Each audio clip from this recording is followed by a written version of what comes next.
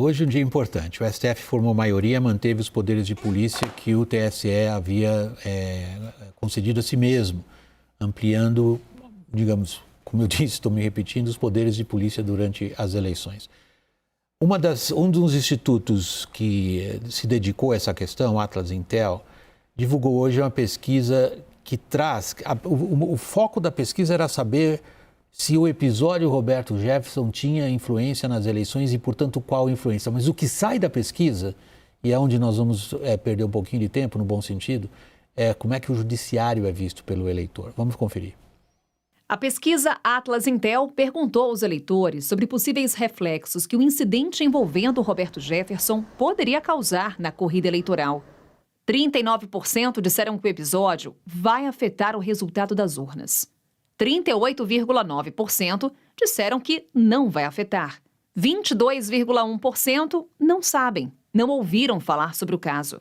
No tema da justiça, o levantamento perguntou se os colegiados do STF e do TSE vêm atuando de maneira imparcial no período eleitoral. Para 46,3% dos entrevistados, os colegiados têm sido imparciais. 36,8% responderam que não, que as cortes têm agido com o intuito de favorecer um dos candidatos. 16,9% não sabem. A pesquisa também quis saber se os eleitores acham que existe uma ditadura do judiciário no Brasil. 58,1% disseram que não existe. 41,9% responderam que sim, existe uma ditadura do judiciário no país. Nós vamos pegando a nossa expressão porque o número é muito preocupante. O número é muito preocupante. Quase a metade da população acha que os tribunais são parciais. E um número expressivo, 41%. Da 42, população, Alemão, 41,9. Desculpa, 41 dos eleitores, né? Da população dos eleitores. Agora eu vou conferir para você. Okay. Segue aí que eu já Seja já eleitorado, seja a população, é um número expressivo. Quando 41% das pessoas dizem, olha, eles favorecem uma candidatura. E aí temos, Caio, eu vou começar por você. Nós temos a candidatura Bolsonaro entregando ao TSE o que considera a candidatura Bolsonaro, usa a expressão, certo? Os juristas não, mas a candidatura Bolsonaro usa a expressão fraude. Na não inserção devida de propaganda nas rádios do Nordeste por parte do candidato à reeleição. Olha o número de pessoas que acham que isso cola. Sim, exatamente. Agora, a gente tem que olhar que tem uma candidatura, a do presidente Jair Bolsonaro, a candidatura do campo governista, cujo um dos motes do governo Bolsonaro foi o enfrentamento com o judiciário. E a campanha, ela é um momento em que isso se deságua, porque o candidato tem em um dos seus discursos, o presidente da República, que foi tolhido pelo judiciário de governar. Não causa estranheza que o percentual de quem considera que há uma ditadura do judiciário seja quase o mesmo, Exato. William, do número de votos que o presidente Jair Bolsonaro teve no primeiro turno. Mas considerando que Bolsonaro recebeu voto não só de bolsonaristas... Sim. Não, claro que não é todo mundo que votou que tem essa opção.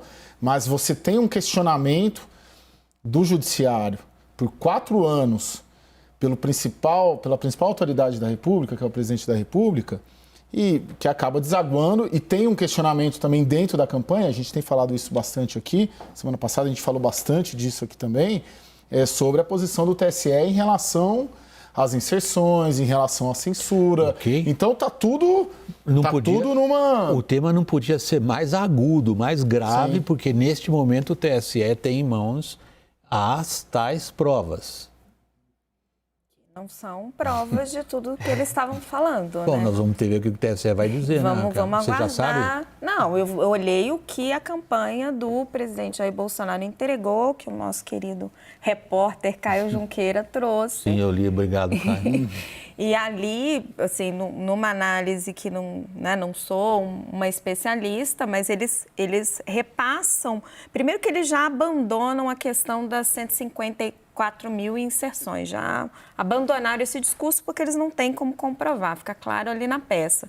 Então, eles apresentam um banco de dados e diz ao TSE, procurem aí por mim, Sendo que a legislação eleitoral diz que é a campanha que tem que apresentar isso. E aí apresentam uma tabela de 8 rádios do Nordeste, onde eles dizem que tem um número ali de 730 inserções que eles teriam sido prejudicados. Então, assim, em relação ao que se prometia, o dossiê e as tais provas, e não tem provas de uma ligação fraudulenta. Há um conluio contra a campanha de Jair Bolsonaro, que levou um conluio político, que levou essas rádios ligadas a políticos a prejudicarem Bolsonaro. Ali, naquela peça que foi entregue pela campanha hoje ao ministro Alexandre de Moraes, não tem. Não sei se vão entregar alguma coisa adicional. E cabe a ele agora decidir, Felipe. Vamos ver se ele vai decidir sobre essa amostra que foi apresentada pela campanha do Jair Bolsonaro, de modo a ordenar a veiculação, se ele achar que realmente não houve, se ele vai considerar aqueles elementos insuficientes para julgar e vai pedir maior detalhamento, e se ele vai entrar no cipoal de dados dispersos que estão ali linkados nesse documento. Porque eles só fazem uma amostra, eles não entram ali em tudo aquilo que eles falaram que existe, que são essas 154 mil inserções não veiculadas. Esse número nem está no documento mais. Pois então vamos aguardar para ver qual vai ser aí a nuance do Alexandre de Moraes. Agora, em relação a esse dado, William, acho que não pode ser descolado da sensação de impunidade que existe no país. E isso teve o seu apogeu no caso do Lula, mas não foi o único. Muitos membros dessa velha política, eles ficaram impunes, e aí você tem relações de ministros do Supremo Tribunal Federal com a política, eles são indicados pelos políticos, há decisões de ministro que liberou o pai da sua afilhada de casamento. Então, assim, tudo isso gerou um desgaste muito grande para o Supremo Tribunal Federal. E esses casos, principalmente os mais emblemáticos, eles são até anteriores, de certa forma, na visão da população, a essa ascensão do bolsonarismo, né? Porque os governos Lula vieram antes, você teve ali crise do impeachment, em que se pedia muito Lava Jato na rua, o Bolsonaro não estava crescendo ainda. Eu assisti manifestação, cobri manifestação no Rio de Janeiro, no comecinho do impeachment, que não era um movimento bolsonarista, era um movimento pelo impeachment da Dilma, e o Bolsonaro foi vaiado e não pôde subir em carro de som. Depois é que, até por falta de opção, aquele pessoal antipetista foi aderindo mais à candidatura do Jair Bolsonaro. Então, assim, já há uma demanda antiga da sociedade por justiça que ela não sente ser atendida pelo Supremo Tribunal Federal. E agora você vê as consequências, né? O TSE não deixando falar determinadas coisas sobre o Lula por causa da decisão anterior do STF. Tem uma questão que ela é muito difícil de compreender, talvez seja para a população, é como que o mesmo judiciário, enquanto cúpula, tirou o Lula da eleição de 2018 e depois recompõe o Lula. Claro que aí vai ter um processo, a gente vai ver tudo que aconteceu com a Lava Jato, a Vaza Jato, né, e por aí vai. Mas como o TSE, e aí eu estava lá no dia, no TSE em 2018, cobrindo a retirada do Lula, que era o Haddad até agosto, salvo engano, era o Haddad, tanto que os datafolhas, quando a gente pega para comparar, era o Haddad até começo de setembro. Era o Lula até fim de agosto. Como que as cortes superiores tiraram e recolocaram? Isso é o caso mais emblemático esse, lembrando o que você falou, e é bacana, porque ele é anterior, né, ao governo Bolsonaro. O governo Bolsonaro isso se acirra, né, porque o Bolsonaro elege como alvo, mas tem esse questionamento todo anterior, cujo símbolo maior é esse. E ele sabe o que eu acho mais complexo de toda essa questão? Como você tem essa deterioração da imagem do judiciário, que é muito concreta, por isso que os meninos falaram pelo caso do Lula, pelas decisões monocráticas, até pela própria exibição o tempo todo do judiciário na TV Justiça, né, em que os juízes deixam de falar somente pelos autos. Mas agora você está se encaminhando para um tipo de desfecho em que se pede algum tipo de mudança no judiciário. E aí essa mudança vai vir via Senado Federal, caso Jair Bolsonaro seja eleito, e aí ele vai fazer o impeachment de algum ministro do Supremo, ele vai mudar a composição da corte, ou ele vai instrumentalizar a corte, que é um receio que muita gente muito séria tem, né? Como ele indique mais 2 ministros, mude a composição. Então, assim, isso vai vir de fora para dentro, ou o judiciário vai conseguir fazer uma autorreflexão e fazer mudanças internas para, como poder independente, conseguir mudar essa percepção que a população tem dele, tomando decisões mais coerentes e até coibindo decisões monocráticas e vários outros procedimentos ali dentro. Para a democracia, seria melhor que ele conseguisse fazer essa autocrítica. Gente, tem uma questão central que a gente não pode fugir dela. Eu acho que ela está gritando para que a gente a aborde. Quando a gente olha os dados dessa pesquisa, a gente constata, e eu com grave preocupação constato, que uma parcela significativa da população, do eleitorado que seja, acha que o TSE favorece uma candidatura. Nós estamos com um desfecho de uma eleição e nós estamos diante de uma situação na qual é possível, sim, que uma das candidaturas diga: eu fui prejudicado. Tem base factual? Ainda que a gente consiga imaginar que as pessoas consigam, entre elas, concordar sobre o que é fato? É difícil. Eu sei que é difícil, talvez a gente não tenha a resposta, mas acho que a pergunta está parada no ar para o público também. Sabe um dado que é interessante, William? Nesses julgamentos no TSE tem tido uma divergência. Os ministros que são egressos do Supremo Tribunal Federal e do Superior Tribunal de Justiça têm decidido majoritariamente, e eu não estou entrando no aspecto factual, não estou questionando se está favorecendo ou não, mas tem tido uma linha, tem se posicionado, tem dado decisões mais desfavoráveis ao Bolsonaro, e sendo mais duros nas decisões, de uma forma geral.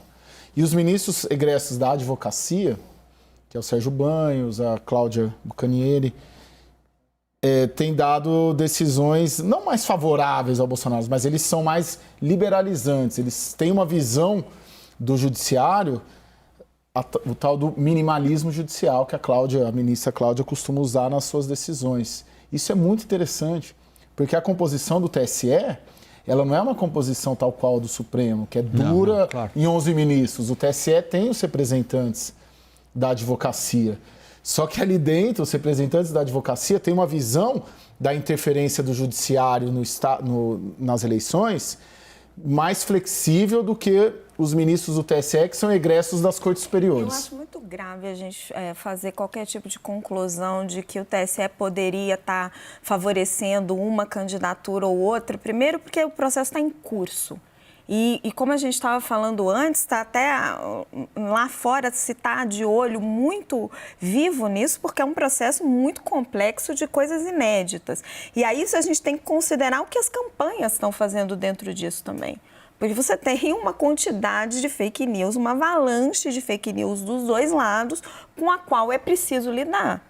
E essas decisões vão ser feitas de acertos e erros. Agora, você partir do pressuposto que esses acertos ou esses erros, eles ocorrem para prejudicar ou beneficiar a candidatura A ou B, você vai ter que ter prova da intenção de dolo disso. E eu acho que disso a gente está muito longe. Podem estar sendo cometidos erros, mas para lidar com esses problemas que são novos e que é muito difícil da gente encontrar uma solução aqui no Brasil e lá fora. Agora, você conseguir comprovar uma intenção de dolo, aí é um pouco de torcida. Acho que são duas coisas separadas, Raquel. Se a gente considerar a história política da Europa, por exemplo, nos últimos anos, a gente vai constatar como determinados tipos de mitos ou lendas ou versões a respeito da realidade acabam se transformando em realidade. Nós estamos diante de uma agora, de profundas consequências. Qual é a versão, qual é o mito que nós estamos agora tendo de enfrentar? A de que os tribunais superiores se juntaram para devolver a esquerda ao poder e não economizaram nos recursos para isso. Sejam eles de trapaça, sejam eles de manipulação dos aspectos técnicos jurídicos para favorecer um contra o outro. É diante desta narrativa que nós estamos agora. E quando eu uso a palavra narrativa aqui, eu a uso no sentido político, no sentido de como que uma corrente política faz a sua interpretação da realidade prevalecer sobre a interpretação do adversário. A pergunta então existe algum tipo de base objetiva e factual que torne essa interpretação da realidade imbatível? Eu acredito que não, era isso que eu estava te respondendo. Você tem um confronto de duas interpretações da realidade, um confronto eleitoral e, obviamente, nós como jornalistas precisamos nos basear nos fatos para fazer as devidas distinções caso a caso. A gente não escapa dessa questão. Pois é, mas a gente tenta fazer o filtro, né, para trazer para o público o que é um elemento verificável e o que é matéria de discussão, matéria de controvérsia. Então, por exemplo, você traduziu a narrativa bolsonarista, a mensagem que eles passam para a sociedade e que tem um impacto porque há elementos de verdade. Só que o bolsonarismo turbina algumas questões com alguns elementos que são de meia-verdade, etc. Então, a primeira distinção existe o Tribunal Superior Eleitoral, que é uma coisa, que tem uma formação, o Caio estava falando sobre ela, e existe o Supremo Tribunal Federal. E aí eu volto ao ponto anterior. Foi o Supremo Tribunal Federal que aliviou a barra do Lula. Disse que não era competente a Vara Federal de Curitiba, depois de anos de processo, aí declarou o juiz suspeito, foi para Brasília, e processo extinto por prescrição, término do decurso do prazo, para o Estado punir o réu. Então, o Jair Bolsonaro, ele compete com alguém que foi beneficiado por uma decisão judicial, que foi acompanhada pela sociedade inteira. Então, assim, isso já traz um peso muito grande de indignação para esse eleitorado que ele tem nesse momento. E o TSE toma determinadas decisões baseado naquilo que o STF decidiu. Então, assim, o TSE, de certa forma, tem que cumprir a legislação eleitoral. Então, se o Bolsonaro chama o Lula de corrupto, ele está associando um crime pelo qual o Lula não está condenado oficialmente. Ele foi condenado em 3 instâncias, mas houve a extinção do processo. Então, se dá o direito de resposta, porque é a tradição na justiça eleitoral. Então, você tem um problema anterior, que é o questionamento, que é legítimo, de que a soltura do Lula com a reversão da jurisprudência sobre prisão em segunda instância e a prescrição do processo são injustas, são ilegítimas. Você pode questionar isso. Eu questionei um monte de etapas desse processo. Agora, o TSE, às vezes, cumpre o que o Supremo já decidiu. E aí se tem uma impressão de que há toda uma conspiração. Deixa eu voltar. Perdão, você quer falar? Não, eu só ia colocar que a questão da insegurança jurídica, penal principalmente, nesse processo todo, tudo isso que a gente está falando aqui, ela ajuda a reforçar esses índices da Atlas. Porque se a gente pegar, e é preciso pegar a Operação Lava Jato como um todo, que começou lá em março de 2014, o Judiciário e o Supremo Tribunal Federal estimulou a Lava Jato. Em todo o período inicial, tinha o ministro do Supremo falando em cleptocracia. A Dilma Rousseff caiu por causa da Lava Jato, ela não caiu por causa das pedaladas, ela caiu a partir do momento em que o seu governo, dela no caso, não conseguiu dar a blindagem que o Congresso, o Centrão precisavam e queriam e exigiram. E aí inventaram as pedaladas lá para ela cair.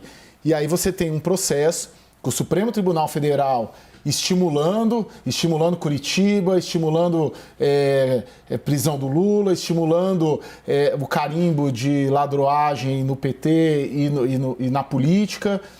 E aí, quando a Dilma cai, vem o governo Temer, o Temer tenta, de alguma maneira, e as trocas na Polícia Federal são o melhor reflexo disso, tenta, de alguma maneira, segurar a Lava Jato.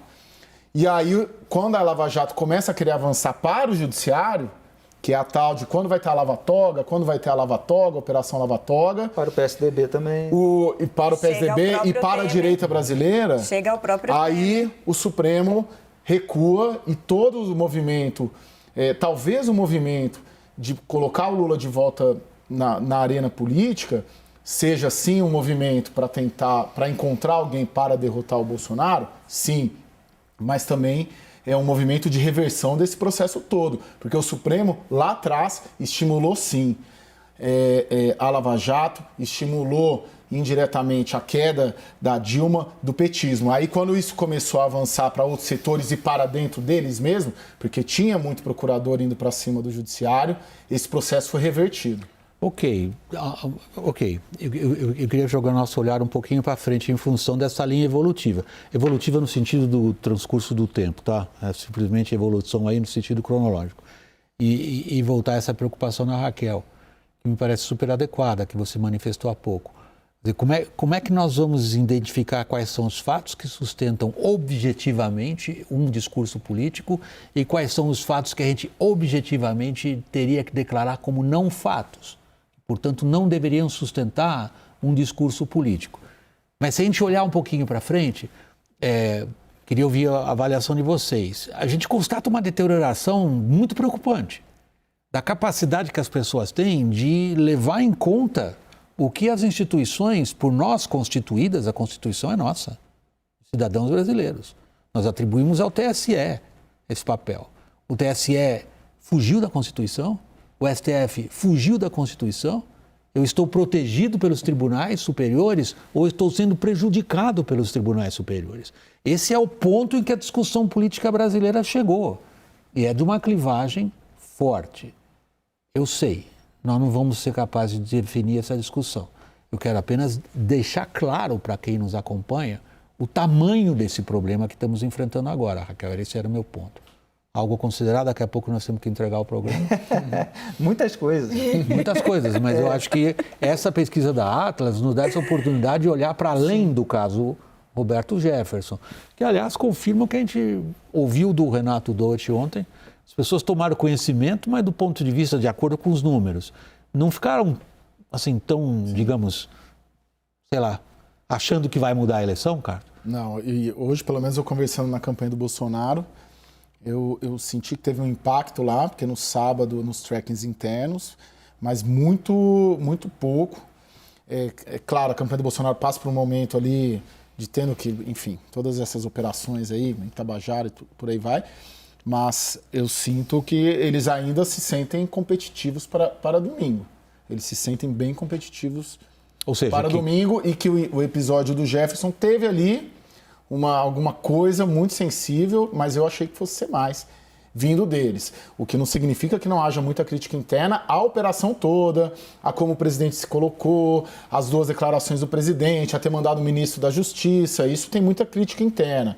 Agora, nos trackings, não foi, da campanha do Bolsonaro, não teve esse impacto todo.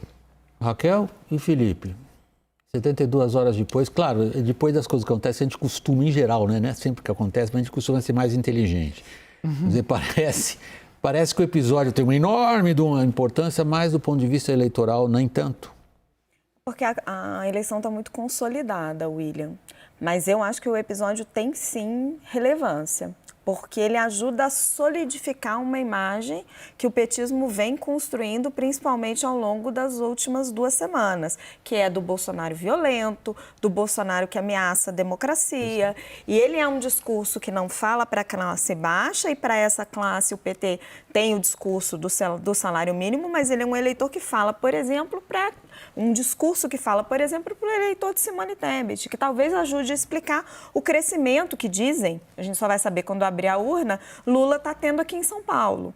Então, eu acho que assim, não é um episódio específico que vai decidir essa eleição por enquanto, né? A gente não teve esse a facada. A facada, exatamente. Mas a gente vai tendo uma soma de coisas. E eu acho que o sujeito atirando no carro da polícia no domingo de tarde, na casa dos brasileiros, está longe de ser uma coisa que dá para ignorar, né?